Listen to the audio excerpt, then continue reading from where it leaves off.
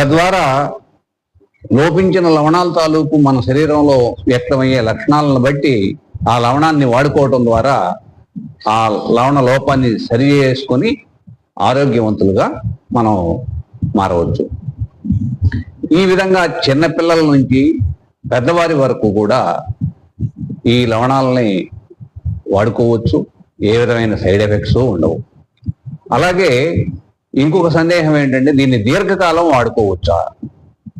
ఖచ్చితంగా మన అవసరాలను బట్టి ఏ లవణం మనకు అవసరమో మనం కొంత అవగాహన కలిగి ఉంటే మనం ఎంతకాలమైనా వీటిని వాడుకోవచ్చు.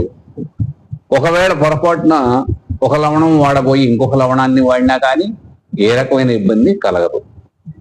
కేవలం ఇవి మన శరీరంలో ఉన్నటువంటి లవణాలు కాబట్టి ఇవి ఏ రకమైనటువంటి ఇతర రసాయన పదార్థాలు కాదు. అలాగే ఈ లవణాలు సహజమైనవేనా అంటే ముందుగానే చెప్పాము, ఇది మన శరీరంలో ఉన్న లవణాలు మాత్రమే.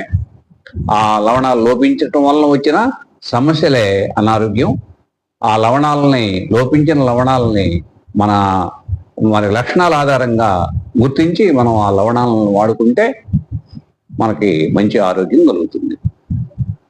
ఇంకొక సందేహం ఏంటంటే, 70+ వయసు ఉన్నవారు ఈ లవణాలని వాడుకోవచ్చా? ఎన్ని వాడుకోవాలి? ఎంతకాలం వాడుకోవాలి? వాటిని గురించి వివరించగలరు అని అన్నారు. ఖచ్చితంగా వాడుకోవచ్చు.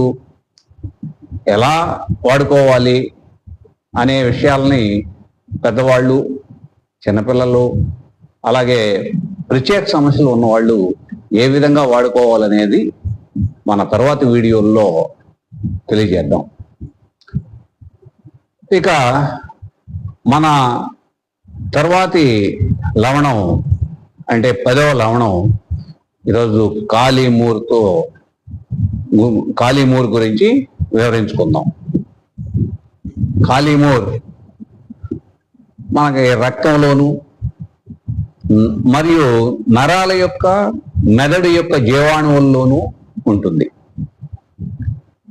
ఈ కాళీమూర్ లోపం వలన మనకి కొన్ని లక్షణాలు బయటపడతాయి. ముఖ్యంగా నాలుక చివర తెల్లబట్టం, అలాగే నాలుక మీద తెల్లని మందం పెరుకుని ఉంటాం, అలాగే మనం తీసుకున్న ఆహారంలో కొవ్వు పదార్థాలు కానీ